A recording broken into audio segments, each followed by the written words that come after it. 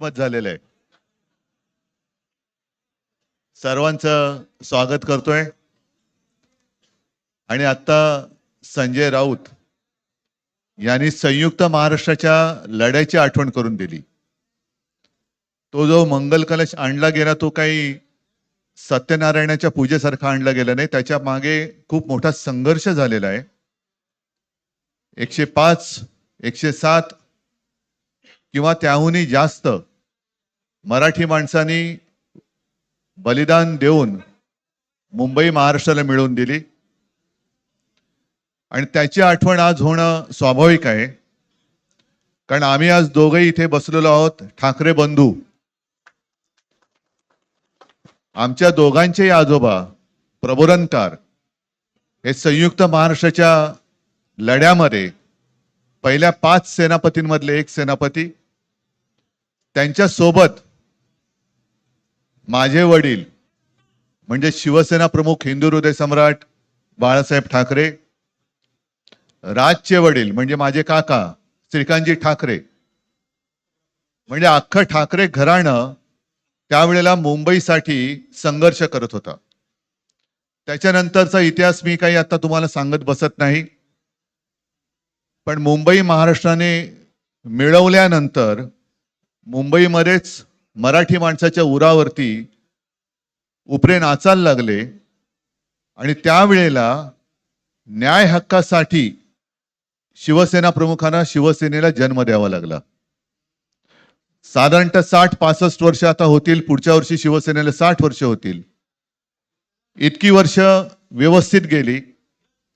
आणि आज परत आपण पाहतो आहोत की मुंबईचे लचके, मुंबईच्या चिंधड्या उडवायच्या हे मनसुबे त्यावेळेला ज्यांना मुंबई पाहिजे होती त्यांचेच प्रतिनिधी, जे वरती दोघं जण, वरती म्हणजे इकडे नाही दिल्लीत बसलेले आहेत, त्यांचे मनसुबे आहेत. आणि आता जर का आपण भांडत राहिलो तर मग तो जो काय संघर्ष, ते जे काय हुतात्मा स्मारक आहे त्याचा मोठा अपमान होईल. आज आम्ही आमचं कर्तव्य म्हणून एकत्र आलेलो आहोत. आणि मी मागेच म्हटलं, एकत्र आलो आहोत ते एकत्र राहण्यासाठी. यापुढे मुंबईवरती आणि महाराष्ट्रावरती कोणी वाकड्या नजरेने किंवा त्यांच्या कपटी कारस्थानाने महाराष्ट्राला मुंबईपासून किंवा मुंबईला महाराष्ट्रापासून, मराठी माणसापासून तोडण्याचा प्रयत्न करेल, त्याचा राजकारणात खात्मा केल्याशिवाय राहणार नाही. शपथ घेऊन आम्ही मैदानात उतरलेलो आहोत. उत्साह अमाप आहे. मी तुमच्या सर्वांच्या माध्यमातून, मला कल्पना आहे की आज केवळ महाराष्ट्रच नाही तर अख्खा देश बघतोय. मी सर्वांना विनंती करतोय, आवाहन करतोय आणि एक सूचना सुद्धा करतोय. कारण मागे विधानसभेच्या वेळेला भारतीय जनता पक्षाने जो एक अपप्रचार केला होता, बटेंगे तो कटेंगे, तसंच मी मराठी माणसाला सांगतोय की आता जर का चुकाल तर संपाल, आता जर का फुटाल तर पूर्णपणे संपून जाल. म्हणून परत एकदा तुटू नका, फुटू नका आणि मराठीचा वसा टाकू नका. हाच एक संदेश मी आमच्या आज दोघांच्या युतीच्या निमित्ताने संपूर्ण महाराष्ट्राला देतो आहे. आणि मला खात्री आहे की मराठी माणूस हा सहसा कोणाच्या वाटेला जात नाही, पण त्याच्या वाटेला जर का कोणी आलाच तर त्याला परत जाऊ देत नाही. मी सगळ्यांना परत मनापासून धन्यवाद देतो. आणि राज,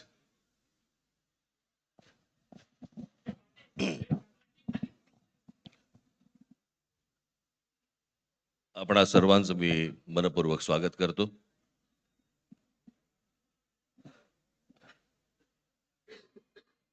जे काय बाकी बोलायचंय ते सगळं जाहीर सभा जेव्हा सुरू होतील त्यावेळेला बोलूच आम्ही. परंतु माझी एक मुलाखत झाली होती आणि मी मुद्दामून आठवण करून देतो त्या गोष्टींची. आणि त्या मुलाखतीमध्ये मी असं म्हटलं होतं की कुठल्याही वादापेक्षा आणि भांडणापेक्षा महाराष्ट्र मोठा आहे. आणि मला असं वाटतं तिथून त्या आज आम्ही एकत्र येण्याची सुरुवात त्या वाक्यापासून झाली.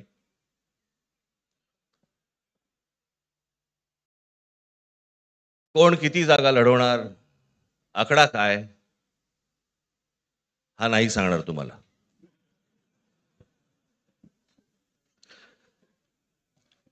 महाराष्ट्रामध्ये सध्या लहान मुलं पळवण्याची खूप टोळ्या फिरतायत. त्याच्यामध्ये 2 टोळ्या अजून जास्ती ऍड झालेल्या आहेत. ते राजकीय पक्षांमधली मुलं पळवतात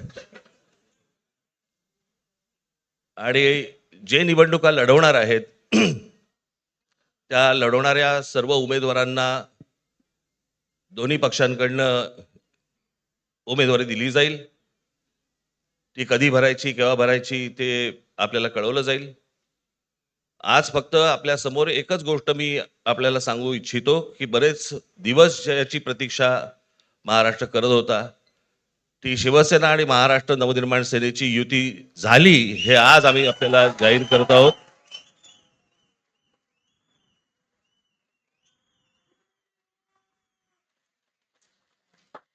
धन्यवाद.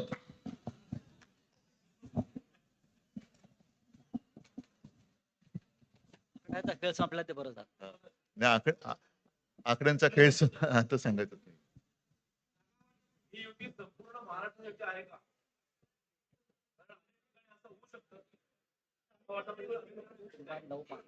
अजून अजून बाकीच्या महापालिकांमध्ये सुद्धा कालपर्यंत युती झालेली, जशी नाशिकमध्ये झालेली आहे, बाकीच्या ज्या महापालिका आहेत त्यांची सुद्धा त्यांच्या तिथल्याही युतीवरती आज उद्याच शिक्कामोर्तब होईल.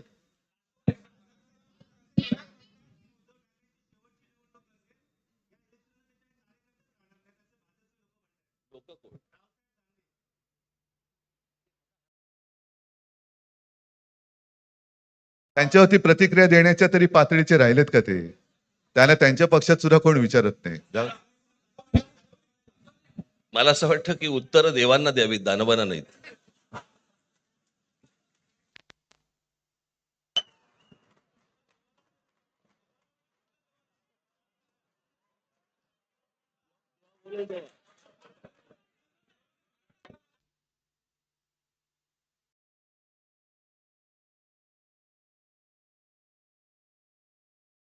मुंबईचा महापौर मराठीच होणार आणि तो आमचाच होणार.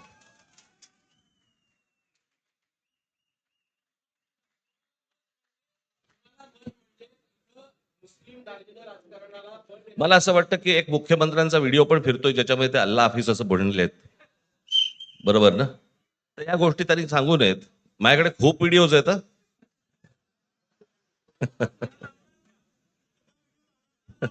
काय ते काय बोलतात त्याच्यावरती माझे व्हिडिओ तयार असतील.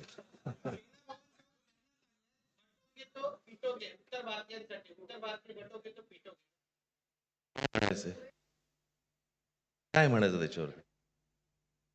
सगळ्यावर कसं बोलायचं रे?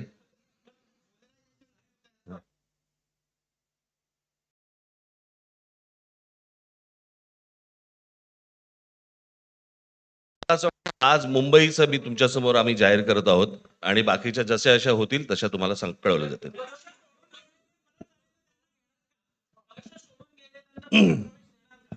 मग कोण गेलेत?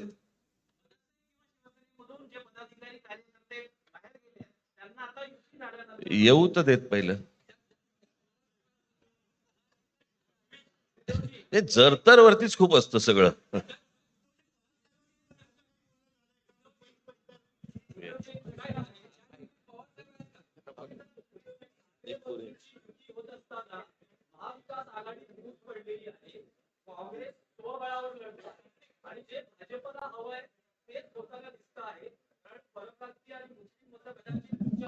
भाजपला काय हवंय ते भाजपने पाहावं, मराठी माणसाला काय पाहिजे ते आम्ही पाहतो.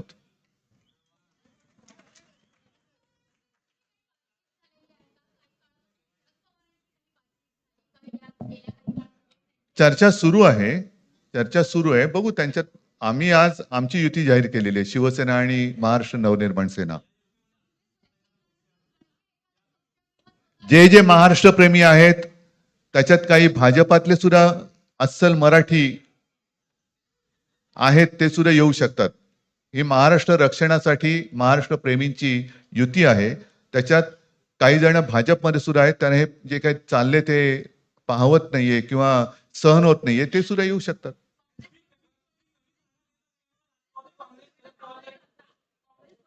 काँग्रेसने तर जाहीर केलं ना. हो मग आता म्हणजे आणखीन काय बोलायचं? तोडलं का?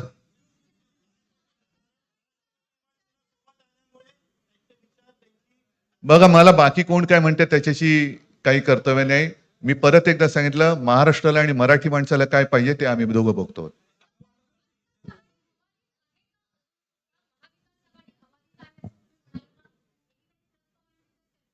सगळे पक्ष बाहेर पडून आघाडी आबाधित आहे.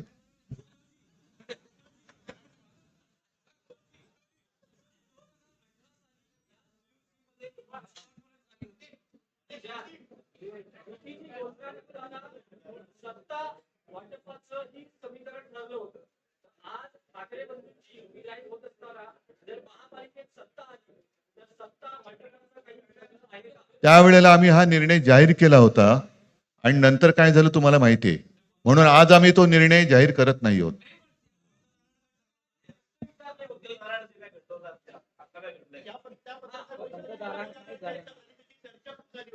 आता आमचं दोघांचंच घर आहे ना, दार बंद कशाला करायचं? ठीक आहे, चला. मला असं वाटतं बाकीच्या प्रश्न आता काही तसं काही नाहीये. निवडणुकीपूर्वी अरे झालेलं आहे ना जागा वाटप. माझी निघताना फक्त एकच छोटी विनंती आहे. ज्यांचं मुंबईवरती, महाराष्ट्रावरती, मराठी माणसावरती प्रेम आहे, अशा सर्व माझ्या पत्रकार बांधवांना, भगिनींना माझी विनंती आहे की आमच्या पाठीमागे उभे राहा. धन्यवाद.